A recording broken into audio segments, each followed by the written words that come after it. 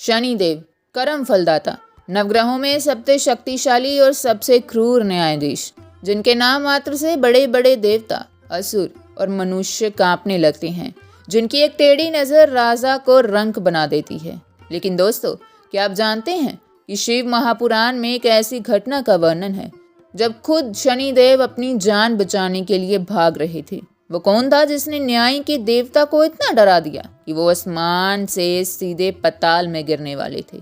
वो कोई और नहीं बल्कि भगवान शिव का ही एक रौद्र अवतार था, जिसका नाम इतिहास के पन्नों में कहीं खो गया।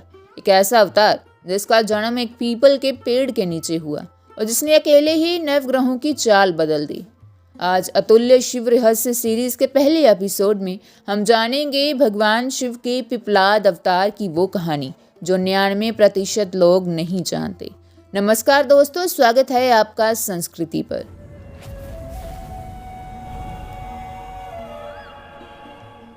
इस कहानी की शुरुआत होती है एक बहुत बड़े त्याग से।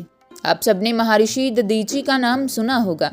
वही महर्षि जिन्होंने वृत्रासुर नामक राक्षस के वध के लिए अपनी अस्थियों का दान दे दिया था ताकि इंद्र का वज्र बन सके।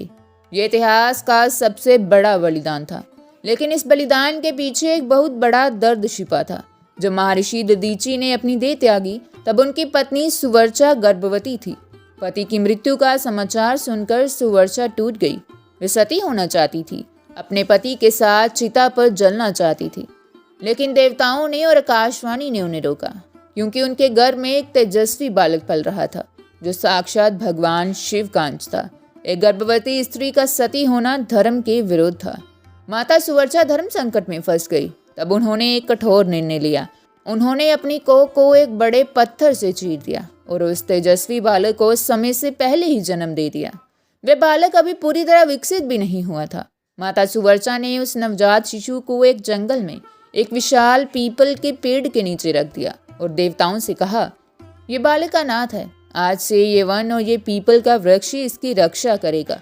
और ये कहकर माता सुवर्चा सती हो गई। जरा सोचिए दोस्तों, एक नवजात शिशु जिसके सिर पर न पिता का साया है न माता का आंचल, घने जंगल में जहाँ जंगली जानवर घूमते हैं, वहाँ उस बालक की रक्षा स्वयं पीपल के वृक्ष ने की।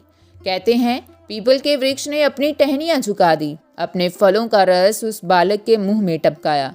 वह बालक पीपल के फल और सूखे पत्ते खाकर बड़ा हुआ, इसलिए उस बालक का नाम पड़ा पिपलाद। जैसे जैसे पिपलाद बड़े हुए, उनके मन में कई सवाल उठने लगे। जब वे दूसरे ऋषियों के बच्चों को अपने माता पिता के साथ देखते तो उनका मन व्याकुल हो उठता। एक दिन जब पिपलाद युवा हुए, उन्होंने देवताओं और नारद मुनि से एक ही सवाल पूछा, मेरा क्या कसूर था? मेरे जन्म लेते ही मेरे पिता क्यों मर गए? मेरी माता मुझे क्यों छोड़कर चली गई? मैंने तो कोई पाप नहीं किया था, फिर मुझे ये अनाथ जीवन क्यों मिला? तब नारद मुनि ने उन्हें एक ऐसा सच बताया जिसने पिपलाद के अंदर की आग को भड़का दिया। नारद जी ने कहा, हे पिपलाद, तुम्हारे पिता की मृत्यु और तुम्हारे अनाथ होने का कारण शनिदेव की दशा है। शनि की क्रूर दृष्टि के कारण ही तुम्हारे बालपन में ये कष्ट आया। बस ये सुनते ही पिपलाद का क्रोध 7वें आसमान पर पहुंच गया। वो बालक जो शिव का ही अंश था, उसकी तीसरी आंख मानो खुलने को तैयार थी। पिपलाद ने सोचा, जिस शनि की वजह से मेरा बचपन बर्बाद हुआ, जिसने मुझे माता पिता के प्यार से वंचित रखा, आज मैं उस शनि को ही दंड दूंगा। पिपलाद ने घोर तपस्या की और भगवान शिव की शक्तियों को जागृत किया। उनकी तपस्या से एक महादंड, एक भयानक अस्त्र प्रकट हुआ। पिपलाद ने उस दंड को आदेश दिया, जाओ और उस शनि को मेरे सामने गिरा कर लाओ। उधर शनिदेव अपने लोक में बैठे थे। तभी उन्हें एक भयानक शक्ति अपनी ओर आती दिखी। वह पिपलाद का ब्रह्मदंड था। शनिदेव जो खुद काल हैं, वे भी उस तेज को सहन नहीं कर पाए। शनिदेव अपनी जान बचाने के लिए तीनों लोकों में भागने लगे, लेकिन शिववंश का क्रोध शांत होने वाला नहीं था। पिपलाद का वह दंड शनि के पीछे पड़ गया। हारकर शनिदेव आकाश से नीचे गिरने लगे। कहते हैं उस दंड के प्रहार से शनिदेव का एक पैर टूट गया। इसलिए ज्योतिष में कहा गया है कि शनि पंगु हैं, यानी लंगड़ा कर चलते हैं, तभी उनकी चाल धीमी है।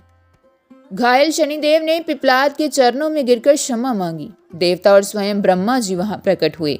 उन्होंने पिपलाद को शांत कराया और समझाया शनिदेव तो केवल कर्मों के अधिकारी हैं, वे सिर्फ अपना कर्तव्य निभा रहे थे। पिपलाद का क्रोध शांत हुआ, लेकिन उन्होंने शनिदेव को छोड़ने के लिए 2 शर्तें रखी। और दोस्तों, ये शर्तें आज भी हम सब के लिए बहुत ज़रूरी हैं। पिपलाद ने कहा, हे शनि, आज के बाद किसी भी बालक को 16 वर्ष की आयु तक तुम्हारी महादशी या 7.5 का कष्ट नहीं मिलना चाहिए, क्योंकि बालक का बोध होता है। इसलिए ज्योतिष में बच्चों की कुंडली पर शनि की महादशा का प्रभाव कम माना जाता है। क्योंकि मेरा जन्म और पालन पोषण पीपल के वृक्ष ने किया है, इसलिए जो भी व्यक्ति शनिवार को पीपल के वृक्ष की पूजा करेगा, जल चढ़ाएगा या दिया जलाएगा, तो मुझसे कभी परेशान नहीं करोगे। शनिदेव ने वचन दिया, तथास्तु। जो पीपल की शरण में जाएगा वो मेरे कोप से बच जाएगा। और इस तरह भगवान शिव के पिपलाद अवतार ने संसार को शनि के भय से मुक्ति दिलाई। तो दोस्तों, ये था भगवान शिव का वो रहस्यमय अवतार जिसने शनिदेव का अहंकार तोड़ा था। इसलिए हम आज भी शनिवार को पीपल के नीचे दिया जलाते हैं, लेकिन हमें ये नहीं पता होता कि इसके पीछे पिपलाद मुनि की कहानी है। आपको भगवान शिव के इस अवतार की कहानी कैसे लगी? कि आप शिव पुराण का एक और ऐसा ही अनसुना रहस्य जानना चाहते हैं? हमारा अगला वीडियो इससे भी ज़्यादा चौंकाने वाला होगा। अगली वीडियो देखने के लिए कमेंट में हर हर महादेव ज़रूर लिखें और चैनल को सब्सक्राइब करके बेल आइकन दबा दें। मिलते हैं कल अतुल्य शिव रहस्य के अगले भाग में। तब तक के लिए जय महाकाल।